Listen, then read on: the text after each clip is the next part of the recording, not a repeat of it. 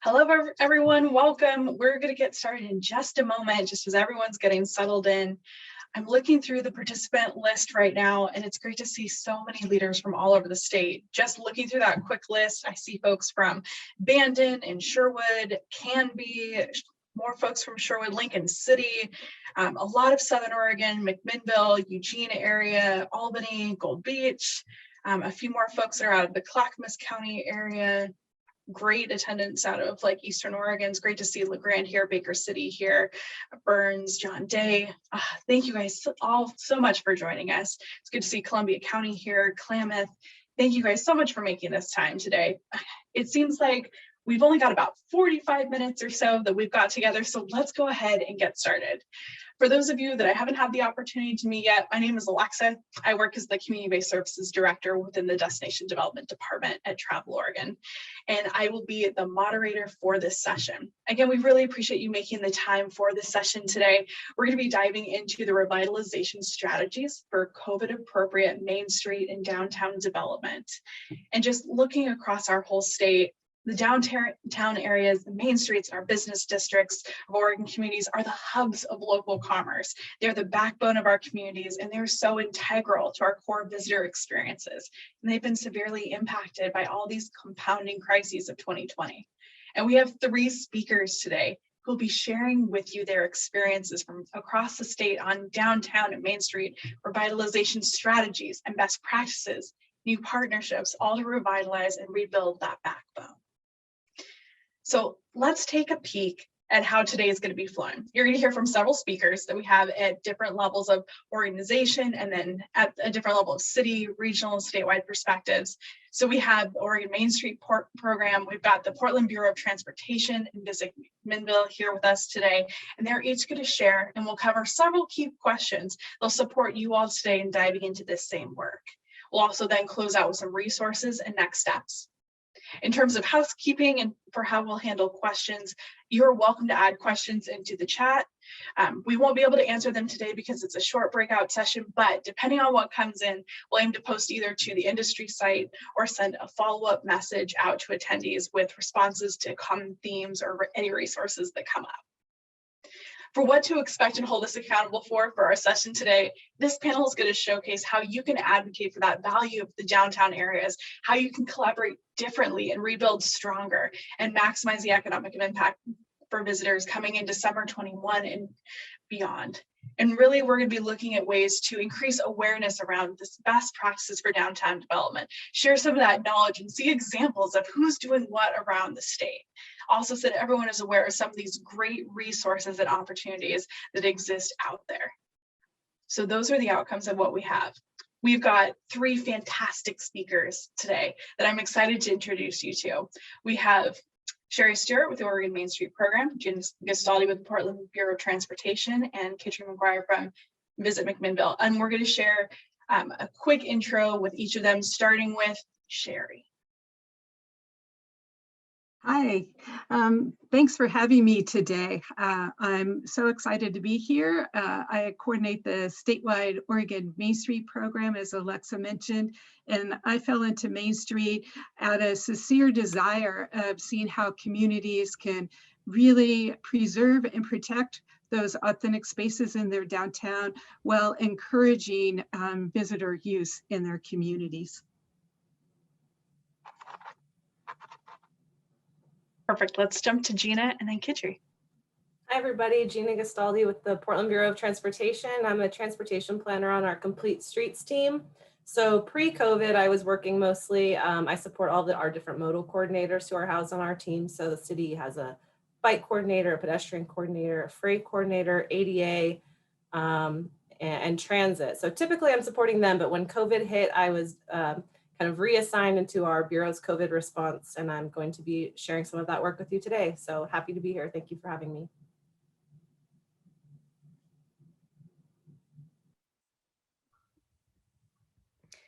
Hi, everybody. I'm Kitri McGuire, and I serve as the Director of Marketing for Visit McMinnville, the destination marketing and management organization in the heart of Oregon's wine country in the Willamette Valley.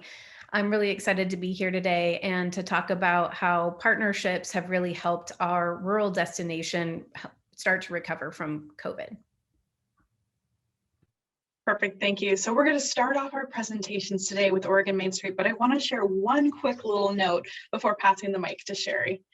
I've been fortunate to know Sherry for about a decade now, from working with Oregon Main Street communities when I was in college to seeing her work supporting rare Main Street placements, the greater rare family, and just providing incredible resources and opportunities for the Oregon Main Street network. And Sherry is such a phenomenal resource and an absolute go-to when it comes to all things Main Street. And I just wanted to say thank you for your dedication to carrying that torch to elevate Main Streets.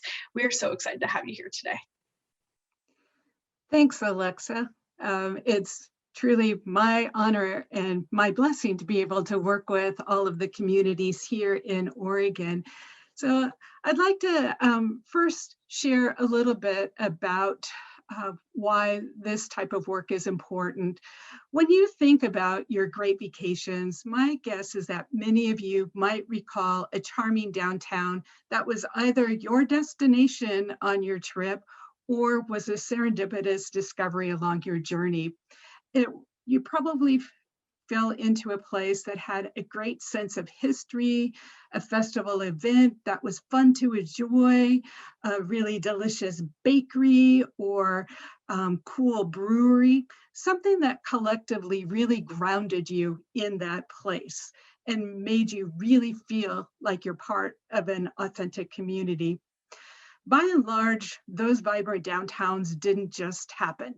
They're usually the result of a dedicated group of individuals that are working hard, sometimes for years, to sustain and enhance their downtowns.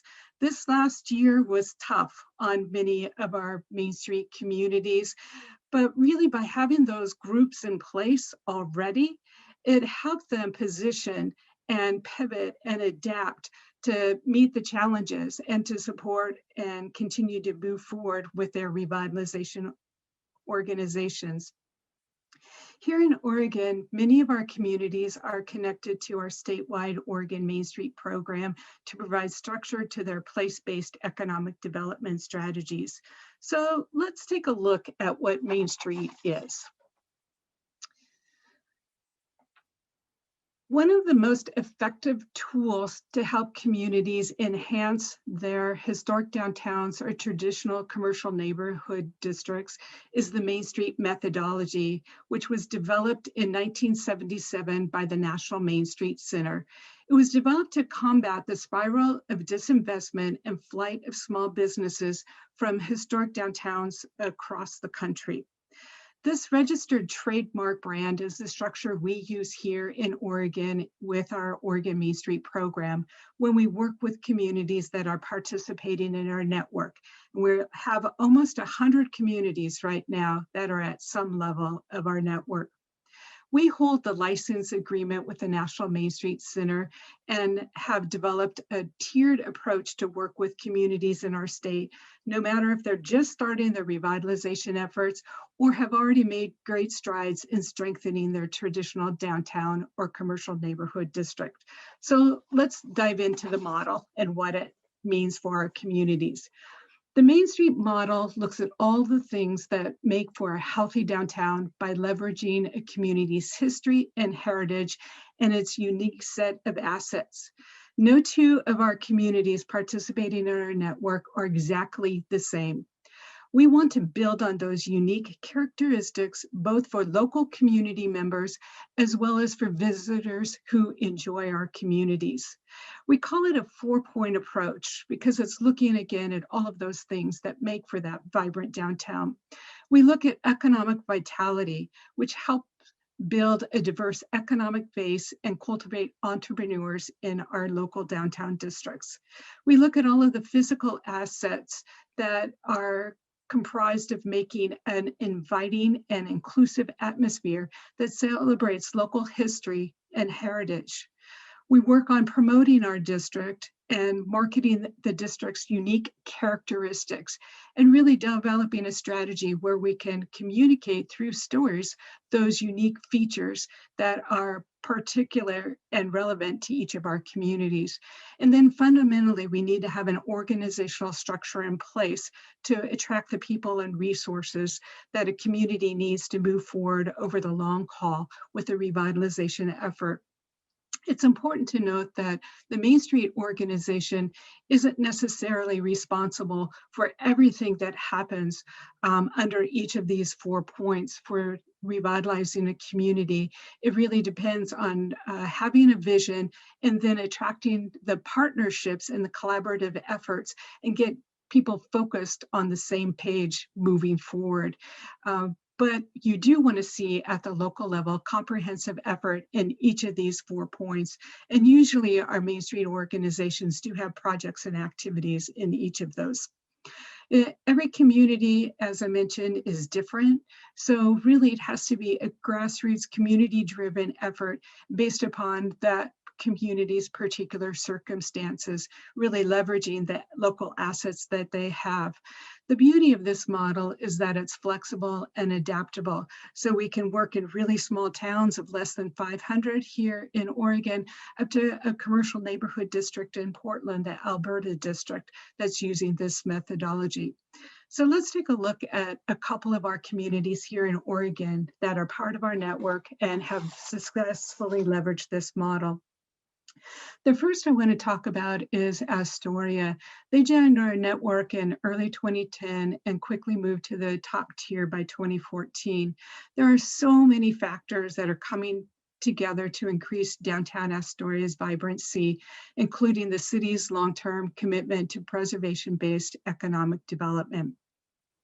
The Astoria Downtown Historic District Association has played a critical role in connecting building owners with grant dollars to improve facades and undertake complete building renovation projects. This has both helped preserve that architecture heritage, that historic preservation kind of methodology that's important in Astoria, while creating places for new businesses in spaces that have been long vacant.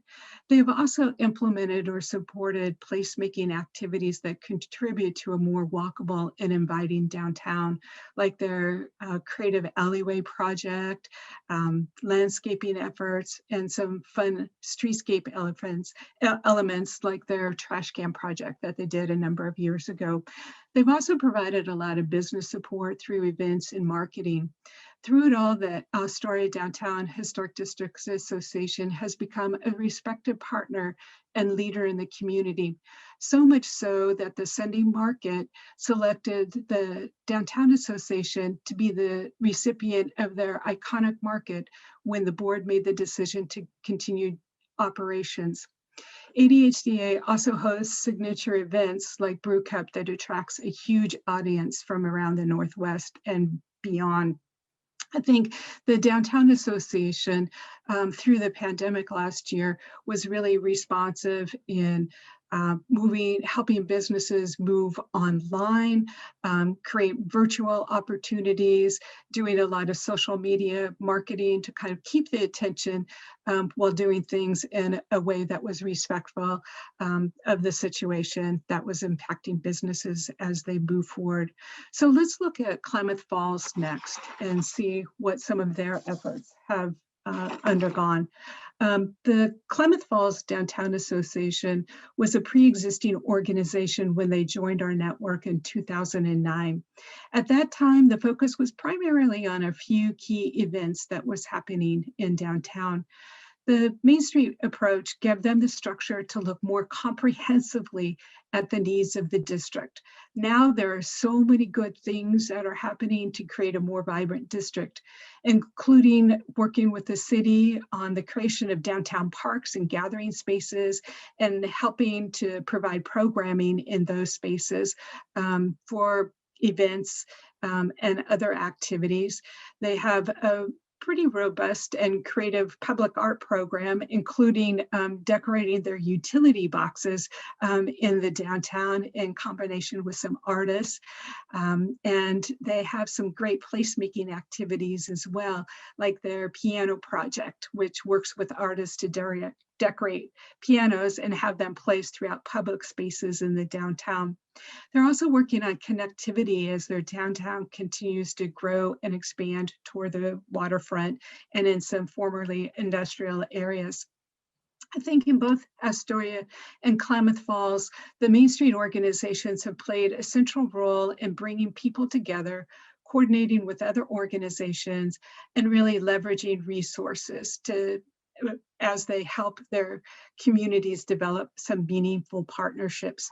So that brings us to Oregon Main Street and the support that we provide to our communities. We currently have, as I mentioned, close to 100 communities that are participating in our network. We track revitalization statistics from our top 2 tiers of our 4-tier network. In that, since our inception, we have had close to 640 net new businesses open, close to 160 net business expansions, almost 4,000 net jobs created, close to 1,300 building rehab projects that have taken place, and over 125 million of private sector reinvestment by using that Main Street methodology and creating those healthy and vibrant downtowns. Through Oregon Main Street, we provide a lot of services. One of the most important things we did this last year during COVID was start weekly check-in calls, our mornings on Main, and our communities have chosen to continue those conversations to this day. So every Thursday morning, we jump on, share information and resources, brainstorm, help people work through some issues that are happening collectively as a network. We also provide another ways to convene through our listserv, quarterly meetings, and some other workshops and trainings that we provide.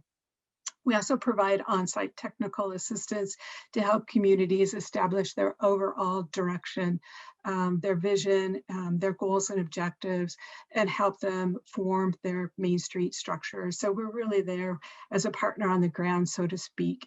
We also serve fundamentally as a resource center. Last year, we developed a lot of new guides and training materials to help people both virtually as well as being able to have those publications available for their committees and their volunteers.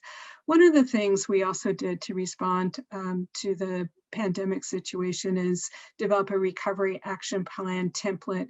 And this template is an Excel spreadsheet that goes by each of the 4 points and has some recommendations on how to adapt in the area of COVID, either through small business practices, design features, promotional activities, really to help our communities pivot really quickly. The other tool that we have is the Oregon Main Street Revitalization Grant, which is a building improvement grant program. It was put on pause this year because it was funded through the sale of the lottery bond package, but hopefully we'll have those dollars in the future to help support that building renovation projects. So thanks, Alexa. Those are all phenomenal resources. Thank you. Let's jump over to Gina next, coming from the Portland Bureau of Transportation. Yeah, hi everybody. Thank you so much for having me. Alexa, can you hear me okay? Great. And you can go ahead with the next slide. So thank you so much for having me today. I'm with the Portland Bureau of Transportation, and today I'm going to talk to you about PBOT's Healthy Businesses Program. So PBOT's Healthy Businesses Program was created in May of 2020 in response to the COVID-19 pandemic, with the goal of helping local businesses to use their street space to adapt to our physical distancing guidelines. And you can see here in this next slide that since May of last year, we have issued over 1,000 permits for outdoor dining and retail in our public right-of-way. And here are just a few examples of our Healthy Businesses plazas, which range from parking plazas to full street closures. And on this next slide, you can see some examples of what our parking plazas are around the city. And here on this next slide, you can see what some of our side street plazas and full street closures look like. So as you can see on this next slide, again, we issued over 1,000 healthy business permits, 50 of the full street closure plazas. And in addition to those, we also permitted 200 drop-off and pickup zones. So everything I have described was provided completely free of charge to permit holders.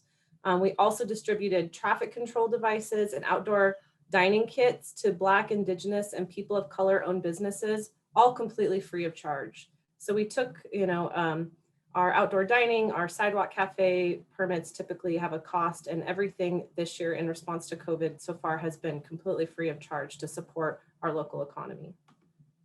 And so here on this next slide, I'm going to go over our program evaluation.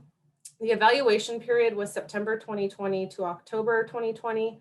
And in September, we launched the Healthy Businesses Survey to the public. The survey was advertised using these sidewalk stickers you can see in the picture here that were placed all around the city near permit locations. Our survey was open for 6 weeks to the public, and we received over 3,000 survey responses. We also conducted 30 interviews with permit holders. And as you can see on this next slide, the public survey results were overwhelmingly positive. 92% of survey respondents said that they had visited an establishment doing business outside over the summer, and 78% of respondents said that they felt safe visiting a business outside. And on this next slide, you can see that when we asked folks if they felt safe traveling on the sidewalk near outdoor businesses, 79% of survey respondents said that they did feel safe. And when we asked if street space should remain open for business use as COVID continues to impact businesses, 94% of survey respondents said yes. And the responses from this public survey were really encouraging to us as staff at PBOT, because honestly, we never get 94% positive response rate on anything that we do. So this was really great to hear from the public. We also received almost 400 survey comments, and I personally went through each one and categorized them into positive, negative, or neutral. 78% of the comments we received were categorized as positive, with people saying either that they like the outdoor dining plazas, they wanted more of them, or they would like to see them become permanent. And like I mentioned before, we interviewed 30 business owners to ask them how the Healthy Businesses Permit Program impacted their business. And I'm going to just go over a few of those interviews today, but they were really powerful. Stormbaker Brewing here in Portland has 2 locations. And because of the program, they were able to hire back all of their laid off staff and bring on new staff. And they actually have more employees now than they did pre-COVID. And here we interviewed TC O'Leary's in Northeast Portland, and they were able to add seating in the parking lane in front of their business, as well in this underutilized alley adjacent to their business. And they saw a significant increase in sales because of this outdoor seating. They also said that the outdoor seating was really important just in communicating to people passing by that, hey, we're back, we're open for business. And the Ankeny Plaza on Southeast Ankeny, this takes up 2 full city blocks between 27th and 28th Avenues. And it's been nicknamed Rainbow Road because of the street painting that was done here. And this is a really exciting plaza and a really fun place to be kind of at all times of day from lunch through dinner. There are multiple businesses that share this plaza. And they, when we conducted the interviews, we found out that they were able to hire back all of their staff plus additional staff. And they even reported that their sales were higher than the pre-COVID summer sales. So this plaza is just having a huge impact on businesses. And this one, I also wanted to highlight, it's unique because it's a neighborhood greenway, which is our major bikeway designation. And this route sees about 2,400 bikes per day. And if you could, next slide. So you can see here how the bike traffic really works with the outdoor seating in the plaza from these really great photos from Bike Portland, our local bike blog. And they even named it the best street plaza in Portland. You could click through, Alexa. Thank you. And it's evident here in this image how the street painting really helps to not only create a bright and colorful plaza, but also to differentiate that space between people riding bikes and the outdoor space. As you can see here in the photo before it was painted. It's nice, but not quite the same. There's really something special about that Rainbow Road. And if you want more information, we did a full program evaluation of our Safe Streets initiative, which the Healthy Businesses is one part of. And so here's a link to the full report if you'd like to take a look at that. So here's what our typical healthy business street plazas look like. You know, they have the bare minimum in terms of traffic control devices, seating, sometimes a planter or two, but that's really about it. So when the Travel Oregon Destination Ready grant was announced this year, it was a great opportunity for PBOT to offer some enhancements to our plazas that we really couldn't have offered otherwise at that point. So wayfinding and placemaking elements really bring color and excitement and a joyful user experience to these plazas. And that was really the goal of this grant effort. So with the grant funding, we are able to provide sidewalk decals that offer wayfinding to the plazas, welcome signage, banners, and street paintings to 20 plazas around the city. And we've also been thinking a lot about the fact that today's healthy business plazas are creating this foundation for community gathering and use, but the emphasis so far has been on that private use. These have been kind of an extension of the business footprint. So how can we welcome the public into these spaces? So with the enhanced healthy business plazas and these enhanced public plazas being our goal, we have been able to provide a range of offerings which are outlined on this table here. And the Travel Oregon grant, where I'm kind of pointing with the orange arrow, has really made the street art and wayfinding offering possible. So that's how it plays into this kind of overarching offering from PBOT this summer. And on this map here, you can see where these 20 plazas are located. So we've got a concentration in the central city, but as well as other neighborhoods around the city, really in all parts of Portland. So here's an example of the Travel Oregon grant funding in action. This is happening in real time. So you guys are kind of getting the first glimpse of what it's looking like on the ground. So this was just from, these photos are from last week. So with a big team of volunteers, we installed this street painting downtown. It's 16,000 square feet of street painting on 4 adjoining streets, with the main spine of it being Southwest Harvey Milk. And you can see the sidewalk decals here, thanking people for shopping and dining local with a QR code that folks can scan to get more information about the program. We've got, yes, Corey, I can put a link, thank you. And we've got welcome signage. Each plaza is also paid for by the Travel Oregon grant. And then this middle picture here, I just think is so fun. It really captures how joyful and fun. I mean, we weren't even, the paint was not dry and people were out taking photos, posting on Instagram, dancing, playing. It was just, oh my gosh, it was so much fun. And so this plaza is going to be activated throughout the month of June for Pride Month with events and gathering spaces, really with a focus on the LGBTQ community. And then this next slide, you can see that businesses located adjacent to the plaza have really appreciated the extra support. So there's a McMinnville's Crystal Hotel on this corridor, and they've been posting on their social media and doing videos, and business owners and employees from all the adjacent businesses volunteered to paint, and we're just really excited about it. So last week, I installed with a team most of the signage and wayfindings. We have installed for 17 plazas now, and then we're in the process of doing the street painting in the coming weeks. We have a big one going in next week in our Park Rose in our East Portland neighborhood. Next slide. And so, like I mentioned, right now we're focused on enhancing these 20 plazas around the summer for this summer around the city. And we're really starting to think about and plan what the future of these spaces is going to be. And you can see here from this slide that we're now in this kind of temporary street plaza space of 2021 with plans to add larger multi-block plazas and even permanent plazas in the future. Thank you so much for the opportunity to present. I'm honored to be here today. Thank you to Alexa. And here's my email address. Feel free to reach out with questions or if you want to chat plazas. Thank you so much. Perfect. Thank you, Gina. It's so exciting to see, especially being up here in Portland, seeing all these great plazas going in. It's exciting. You can see the momentum in communities. Let's jump over next to Kitri with Visit McMinnville.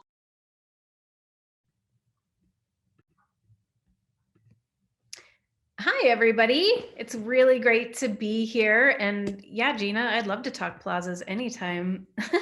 It's been wonderful to get to know Gina and Sherry through this process. The work that they do affects our small community even if it's just inspiration, or with Sherry directly affecting our downtown. So I just really appreciate these awesome women. My name is Kitri McGuire, and I serve as the Director of Marketing for Visit McMinnville, which is a destination marketing and management organization in Oregon wine country. I've been with Visit McMinnville for over 5 years, pretty much since its inception. And I really love it. I grew up in between Salem and Silverton, which is less than an hour away from here. And I went to undergrad here at Linfield in town. And after working in the wine industry for many, many years, I feel extremely close to this area, and really lucky to be able to amplify the laid back wine country style awesomeness of our rural destination on a global stage. And while awesomeness is the visitor experience, what's happening behind the scenes is a really big deal for our small rural community as well. The visitor economy's success makes a huge difference to our friends and neighbors who live and work here. And you can see here that annually, the visitor economy results in nearly $40 million in direct visitor spending for our tiny community. And hospitality and leisure employment represents 8% of all employment in our town. And that's really huge for us. I mentioned Visit McMinnville has only been around for 5 years. This graph shows the increase in visitor spending for our destination compared to the region and state during that time. And there's no way we could have accomplished this kind of a difference in just 5 years by ourselves. So what this information tells us is that visitors were already primed by the great work that organizations like Travel Oregon and the Willamette Valley Visitors Association have been doing for many, many years prior to us being on the scene. Visitors are ready to experience rural destinations and spend real money here. But all of that doesn't just happen. Thoughtful growth and sustainable success, whatever that success looks like for your organization, takes a ton of intention and strategy for rural DMMOs. Even if something positive outside your destination's control happens, which for us was the growth and popularity of the Oregon wine industry, those things can happen to your destination and not for your destination without thoughtful strategy. So at Visit McMinnville, we have a really small team, like a lot of rural DMOs, framing out a strategy of what success looks like for us, and keeping things simple and effective gives us the power of the word yes and the power of the word no. Is one of our goals to get more feet on the ground in our charming historic downtown? Yeah, great. We can say yes to opportunities and partnerships that further that goal, and no to demands on our time that don't. We can say, sorry, we don't have the bandwidth for that because it doesn't align with our strategy. And it really helps keep us focused. And how do we know if saying yes is the right choice? For us, it's 2 ways. We really work hard to seek data to determine where our opportunities are and to discover where we need to grow. We are looking for data constantly. Then we use our imaginations and our humanity to come up with creative solutions with people who can help us get there. And that's the power of partnerships in our community. In a small community like ours, partnerships are really, really vital. No one is successful on their own here. The only reason our historic downtown is such a gem now is, to Sherry's point earlier, because in the 80s, a group of people who wanted to see our Main Street thrive came together and formed the McMinnville Downtown Association. And now 3rd Street is our most important destination asset. So we make sure to allocate and invest our most valuable resource, which is our time, to meeting people, to listening, to asking questions about their frustrations and their dreams. And 99 times out of 100, our organization isn't able to solve their exact problem or make their exact dream come true. But we know of resources and we can connect them. We might know of someone in town who they should really get a coffee with. We know the perfect person they should hire, or an available building. We can write a letter of support for a grant, or we might know who they should do a marketing promotion with. There's lots of moving pieces with city planning, private development, streetscape development, expansion of our urban growth boundary, and on and on and on and on, that are happening all the time. and weaving through all of that to find the common threads in our community so that what we have at the end of the day is greater than the sum of its parts is not only worth our most valuable resource, our time, but it is vital to our rural community growing in a way that's meaningful to the people who live here. In McMinnville, especially our downtown core, it depends on the visitor economy. And during the pandemic, we had to work together with other community leaders to thread that needle of keeping money flowing in while not putting our community in danger. And from that, McMinnville's downtown streetery program, Dine Outside, was born. Business owners here have been talking for years about closing the street down to pedestrian traffic only, but there was never really like a reason or an impetus to change that status quo. And with COVID, we definitely had a reason to give it a try. We formed a partnership with the McMinnville Downtown Association. They ran the event, got businesses on board, and Visit McMinnville ran promotions and media relations and other things like that to get people on the ground safely, including internal communications to gather community member support. The city of McMinnville was also a really vital partner. And through our good relationships there, we were able to do things like close streets and get permits more easily. Our food and craft beverage centric downtown is full of small, locally owned places to eat and drink and shop. Like a lot of small communities, it's those small businesses that make the community special. But during COVID, those independent businesses were really at risk of going under and fundamentally changing our destination. And Dine Outside kept many of our businesses alive when we weren't sure if our downtown was going to survive. This year, we have another partner, Travel Oregon, from whom we received a grant to help with the event experience, add safety lighting and barriers, and help with promotions and a lot more. And because of the extra quality of the event, more businesses are participating, and we have capacity to support more visitors. But that didn't just happen by accident either. We love working with Travel Oregon and have built a relationship over many years of collaboration. And I don't know about you guys, but I'm really looking forward to post-COVID in-person conferences again and all the late night karaoke and shenanigans. Let's do that. So with the extra support for Dine Outside, it feels so good to have the heart of our community beating again. Because at the end of the day, no matter your destination or your role within it, it's not about what you do, but why you do it.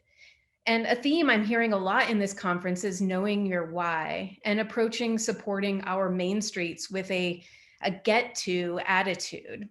I wake up every day and I know that what I do in my rural community helps my friends and neighbors who own and work in businesses in my community to support their families. And that's my why. And I get to do it in partnership with awesome people who give a damn.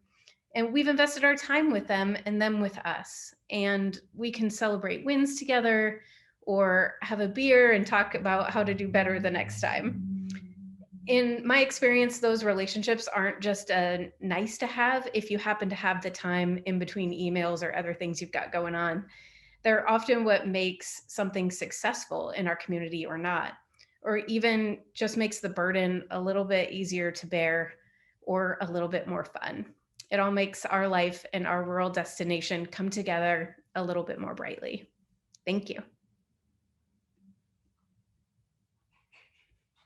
Perfect. Thank you, Kitri. Awesome. So I'm going to close out just this segment on some of the resources. I'm going to do a quick highlight around some of the components of what Travel Oregon is focusing on in terms of destination development. The majority of you, I think, have connected with us in some piece somehow. Historically, we've been a team that's really focused on sustainable development in communities, but that's really also expanded into looking at downtown and main streets, as well as outdoor recreation, other niches like culinary and agritourism. We are a small but mighty team, historically of 9, but now a team of 4 after COVID. But nonetheless, we're dedicating capacity towards the resiliency and recovery of businesses and communities, and we're supporting the stewardship of destinations and public lands, making sure that we're utilizing tourism as an economic driver. As several of the presenters earlier have mentioned, there have been a variety of different funding streams that have come down, not only from the Destination Development Department, but also our competitive grants team as well, in the leadership of Michelle Woodard. So looking to some of those specifics, like in the last year, which is crazy to think about, we've dedicated about 3.4 million towards direct funding and technical assistance across the board towards recovery. But a lot of that has also been towards outdoor recreation and Main Street. There's a lot of need, and I wish there was enough funding to be able to dedicate to all of that.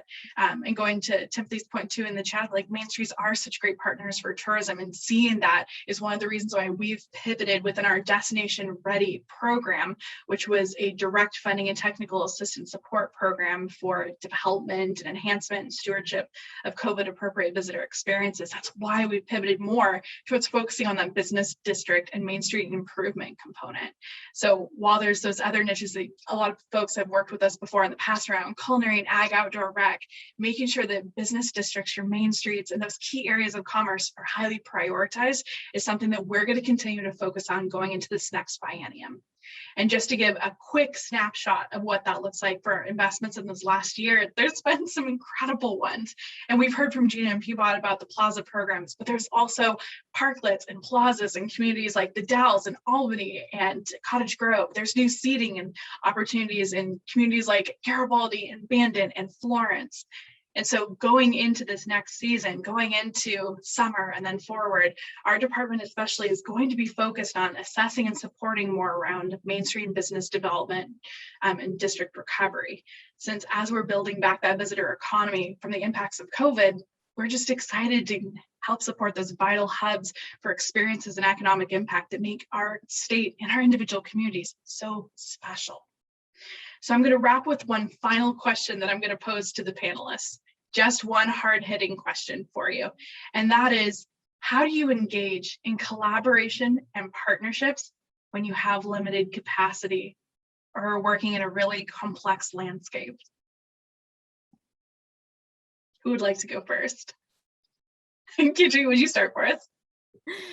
Of course. That's really hard to do. And like I mentioned, we work that into our strategy. So at the beginning of every year, we make sure that we aren't overbooking our time with too many projects and giving ourselves enough time to make sure that every week we are taking someone interesting out for a coffee, that we have the time to make sure that we're hitting all of the service clubs every year and announcing to them what our priorities are for our downtown. We also work a little bit of money into our budget, taking people out to lunch and, like running into them at the Bitter Monk on downtown 3rd Street. It's so nice to see someone and be like, hey, I've got a question for you. Can I buy you a beer and just get 20 minutes of your time? So we make sure that we put our money and our time where our mouth is. And if we say that a priority is creating and maintaining relationships, we make sure that we have the time and money to do that. Perfect. That's super helpful. Any other perspectives on that? Yeah. Alexa, I'll jump in from our local Main Street communities. What I see is just like Kitri said, it has to be front and center with the work that they do, because no one entity can do things alone. Everybody brings something to the table, whether it's the skills, their network, their focus. So really having that overarching view of what you want to accomplish, figure out who those potential partners are out there, what it is that are their priorities, how your priorities overlap, and then how you can work together. And an important piece of that as well is figuring out who should lead if there's a group effort, and who plays a supporting role. And I think that's an important thing for our Main Street communities, because there's certainly some projects that happen in downtown where they do need to be the lead on those. But other things, it's really leveraging and bringing those partners to the table. So I think what Kitri mentioned is those going to those other groups, sharing your goals and your priorities and your projects, having that dialogue, having those casual interactions, but then having some established meetings too on a regular basis where you bring some of those key partners to the table and you keep everybody updated as you move along, and just really forming that collaborative ecosystem of support as you move forward. Perfect, thank you. So I want to be respectful of everyone's time. It is 12 o'clock on the dot. We could spend so many more hours on this topic, and I hope we get a chance to going into the future. Again, this is our transition into the lunch break. I just want to acknowledge thank you to all of our speakers for making this time to sharing the work that you're doing in downtown development and Main Street. And again, we appreciate everyone participating in today's breakout session. We look forward to being in touch very soon. Thank you for your time. We'll see you back at 12:30.